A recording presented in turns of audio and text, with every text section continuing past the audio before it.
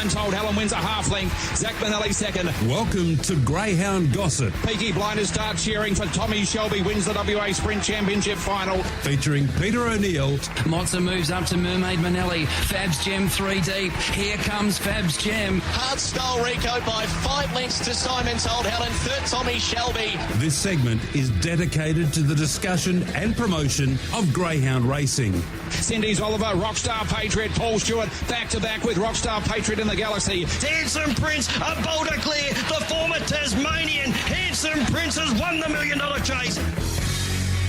And a very good morning, everyone, and welcome along to Greyhound Gossip. Apologies for the voice. Had a little bit of a flu over the weekend. Hopefully we get through okay. It was a big weekend of greyhound racing. Malfetta Cruise was absolutely brilliant for new trainer Eric Campana. Nick Minutillo's on a well-deserved overseas sojourn, and Malfetta Cruise went back-to-back and went 26.93 in defeating Barbecue Man and also Crumble Manelli. And that was a really good lead-in to the heats on Friday night of the Mandurah Cup, and we saw Champagne Cuddles trial earlier on in the day in preparation for the Mandurah Cup. Of course, Graham Jose over in WA. He's had a lot of success in Western Australia in the past, and he'll stay during the week and nominate Champagne Cuddles for the Mandurah Cup heats on Friday night. And of course, the nominations for the Mandurah Cup closing 8:30 tomorrow morning. In Greyhound Gossip today, we're about to be joined by a very special guest. It's not very often we get to talk to the Integrity Department, and Matt Pascoe is about to join us and tell us a little bit about how he got involved in greyhound racing and his life in general, and he joins us online this morning. Matt, good morning and welcome along to Greyhound Gossip. Good morning, Pete. Thanks for having me. Tell us a little bit, first of all, of when you first got involved in greyhound racing and decided to become a steward. It was back in 2018, Pete. I started off as a casual steward, but leading up to that, I was a farrier for about 18 years, and it's a very physical, demanding job, and it started to really take its toll on my back. I was going to work quite sore, actually, and I just needed to make a decision to change, and a friend of mine who's a senior steward at the Thoroughbreds, he said that the Greyhounds may have been looking for a casual steward, so I got into contact with Carlos, the chief steward at the time, and I went down for an interview, and I started as a casual steward shortly after that. Did you have any sort of interest in greyhound racing before you met Carlos? Not at all. I didn't even know anything about greyhound racing. I'd been involved in the thoroughbred racing industry because I'd been shoeing a lot of horses in racing stables. But until then, I just needed to make the decision to change jobs, and that one come up, and I ended up completing a cadetship and becoming a stipendiary steward. And it was something that I had to do. I didn't really have any choice. If I continued shoeing horses, my back was just going to get worse and worse.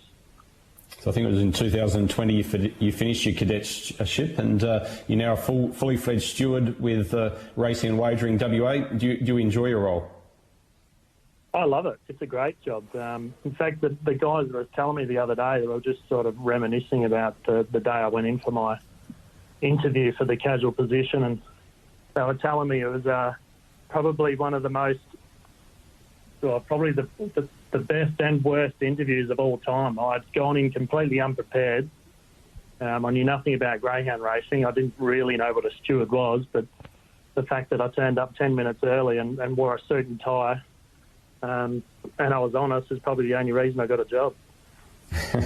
Let's go back to the start. Our producer, Taylor Cortland, who would have phoned you just before you came on air, him and his lovely wife had twins not that long ago, and you're a twin yourself. Yeah, I am. Got an identical twin, and we pretty much speak every day. Like any twin, you end up doing the same things in life generally, same interests. You were raised were you raised in the country? Yeah, I was raised on a farm in Gingin. Mum and Dad had a small farm up there, and they were heavily involved in horses and competed at rodeos. And we ended up, really, as kids, my twin brother and sister, we competed a lot of rodeos over the years. And rode horses, and yeah, it was a great time. It was a real family event for us. So tell us about the rodeos and how you got involved with that. When was the first time that you got onto the back of a horse in a rodeo or a bull, and which was it? Well, we were just born into it. From a very young age, I guess, Mum and Dad would put us on horses. And I think from memory, I was about 4 years old. My first rodeo was a potty ride at Stampede Arena in Bullsbrook at New Year's Eve. And I've got a photo somewhere. I was about 4 years old. And from there, we just went through the junior events and competed all over WA. Mum and Dad would take us to various country towns, and we all competed together. It was great. We had a rodeo arena up on the farm, and we'd come home from school and ride our horses, and if we had an event coming up, we'd run some cattle into the arena and start team racing, and by the end of the day, my brother and I were getting on the back of them. Is it harder to ride a horse or a bull? Oh, it's definitely harder to ride a bull because they're such a big sort of wild animal. But I think riding horses and growing up riding horses definitely helped riding rough stock, that's for sure. And you obviously weren't scared. I remember riding in a barrier trail once on a racehorse, and I was petrified jumping out of the barriers. You obviously weren't scared jumping on the back of these beasts. I wasn't scared. There's always a little bit of fear, I suppose, but when you grow up doing something for so long, you get used to it, and like someone who rides a motorbike, I guess, I'd be scared getting on the back of the motorbike jumping off a jump. But yeah, riding bulls never really scared me, I wouldn't say. So how far did you go with the rodeos? Did you only compete in Western Australia, or did you travel eastern states? I never went over east. I wish I did, actually, but mostly in Western Australia. And it was up until I was about 22, I think, I stopped riding just because of work. I didn't want to risk getting hurt. But there was one time, about 2003, I think it was early 2003, my brother and I went over to America. Initially, we just went over to travel, and but we met up with a family over there that were riding at rodeos, and we started travelling with them and joined an association. We would go to a rodeo most weekends. It's a huge sport in America. There's thousands of competitors, and it was just an eye opener. Really, it was a great time. And just one last question on the rodeos. When you were you riding for money in Western Australia, or when you went to America? Yeah, every event had money up, so which was the main reason I was attracted to bull riding, actually, because there was always a pot of money, and if you were the only one to make time, you got the whole lot. And normally you would have 30 or 40, sometimes 50 competitors, and you might only have 3 people that make time. So you split the winnings between 3 people. It was quite good. So did you ever win? Yeah, over the years I won quite a lot, actually, especially in WA. And when I went to America, it took a while, actually. I remember going to a few rodeos there and did no good at all until the junior association I rode in. I started winning some bull rides, and by the end of it, I ended up winning the bull riding title for that association there in Montana. Wow, fantastic. And you've obviously had a lot of success with your brother in bull riding and in rodeos. How did you actually become, you mentioned earlier on that you became a farrier, so you were at school, you left school to become a farrier? Yeah, I left school in year 11. I was doing a program at school that you had to do some work experience, and there was a local farrier in the area. I started with him, and from 16 years old, and I did that for 18 years. I love the job. I'd probably still be doing it now if it wasn't for my back, but I had to change. It was just one of those decisions I had to make. You obviously would have been a farrier for some of the leading stables in Western Australia, being out at Bullsbrook. Yeah, definitely. I was shoeing for a lot of big racing stables at the time, especially in Ascot, and got to shoe a couple of famous horses back in the day. I'd tack a couple of shoes on takeover target one year, and I used to go spell out of Bullsbrook, and I used to go trim his feet when he was on spell, which was pretty cool. Yeah, that would have been cool. Your grandfather, I think it was, you were telling me, was heavily involved in racing and had quite a bit of success himself up in the Gingin area as a trainer.